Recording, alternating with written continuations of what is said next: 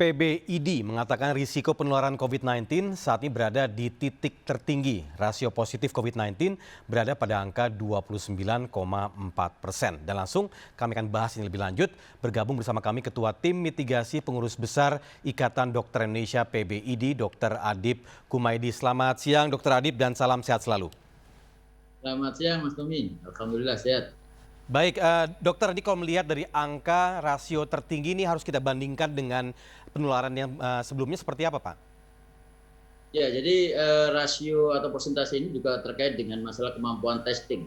Pada saat kemudian positif rate dibandingkan dengan jumlah spesimen yang ditesting dan kemudian mendapatkan angka 29,4 dan hari berikutnya itu ada 29,5 positif rate, maka ini menjadi satu kondisi yang bisa dikatakan bahwa setiap yang kita periksa, jadi 3 orang dari yang kita periksa diambil spesimennya, itu 1 positif.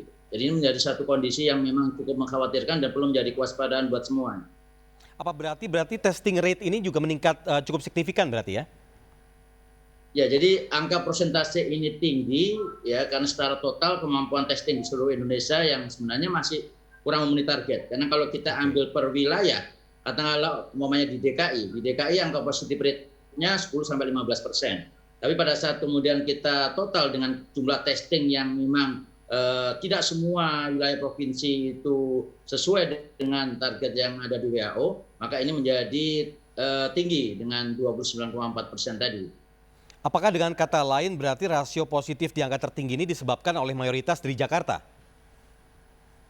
Ya, jadi selama ini yang memang karena kemampuan testing itu lebih besar di Jakarta, karena fasilitas untuk mendapatkan testing, kemudian tingkat kepatuhan dalam kaitannya dengan menerima untuk dilakukan tracing dan dilanjutkan dengan testing, itu salah satunya memang ada di DKI, sehingga jumlah yang di testing, kemudian jumlah spesimen, dan kemudian didapatkan angka positif rate memang lebih tinggi dibandingkan di daerah yang lain.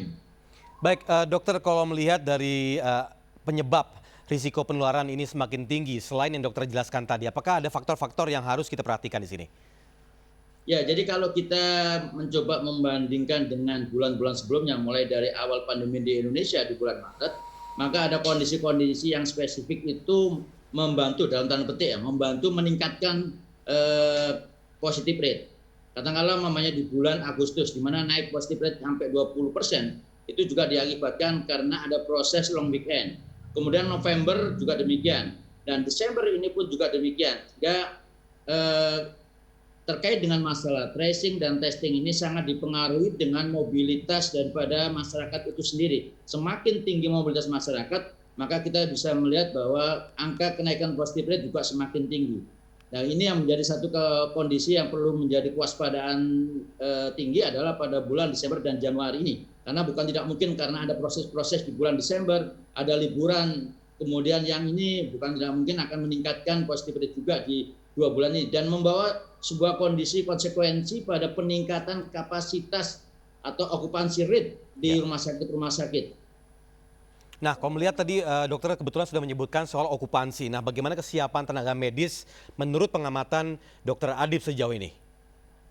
Ya, jadi kalau kita bisa sampaikan kondisi yang dialami oleh teman-teman sejawat, satu sisi memang dengan saat ini kebutuhan rumah sakit atau fasilitas juga sangat dibutuhkan. Bahkan ada satu wilayah di daerah Jawa, saya tidak sebutkan, itu sudah okupansi rate-nya itu sudah 100%. Artinya sudah begitu padatnya, sehingga ini menjadi satu kondisi yang perlu diperhatikan.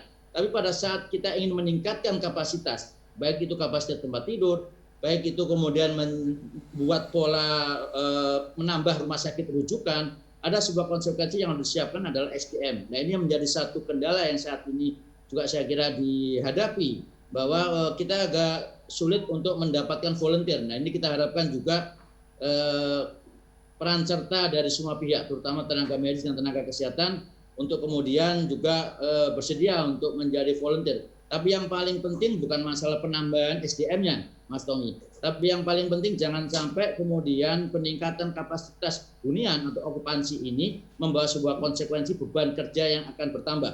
Karena kalau namanya beban kerja yang akan bertambah, kemudian apalagi melebihi waktu shift-nya, maka itu membawa satu konsekuensi paparan yang semakin tinggi pada tenaga medis dan tenaga kesehatan.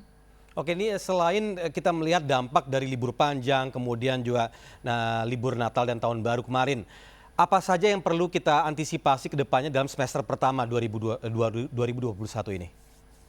Ya, jadi upaya untuk 3M ini harus benar-benar menjadi satu kondisi perilaku yang harus diterapkan. Katakanlah mamanya sekarang dengan ada sebuah harapan vaksin pun, kita tidak berarti kemudian melepaskan diri bahwa kita akan selesai dengan protokol 3M, karena protokol 3M ini akan tetap dilakukan sampai 1-2 tahun ke depan. Jadi ini yang perlu untuk kemudian kita harus sampaikan, kita edukasi masyarakat bahwa memakai masker, menjaga jarak, mencuci tangan itu harus menjadi habit, karena sebenarnya bukan hanya untuk COVID saja, tapi itu bisa untuk mengatasi penyakit-penyakit yang lain.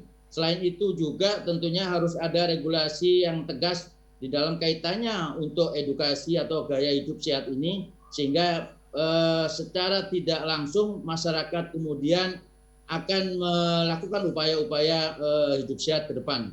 Baik, Dr. Adip, ini terakhir nih mengenai soal sekolah tatap muka. Beberapa wilayah sudah akhirnya meng-cancel atau membatalkan tatap muka dan kembali ke daring atau memikirkan hybrid. Nah, dari dokter sendiri bagaimana?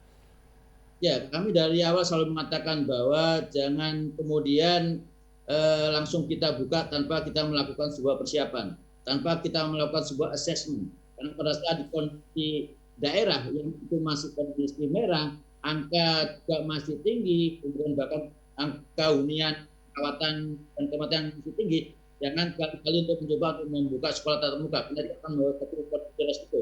Jadi harus ada assessment penilaian, harus ada kemudian persiapan yang harus dilakukan, baik itu di sekolah maupun kemudian edukasi kepada orang tua. Kita tidak bisa serta-merta memberikan atau membiarkan anak-anak kita untuk kemudian sekolah tanpa ada persiapan, dan bukan tidak mungkin di dalam sekolah itu akan menjadi satu klaster-klaster baru itu sendiri.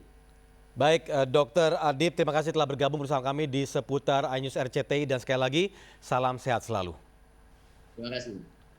Baik.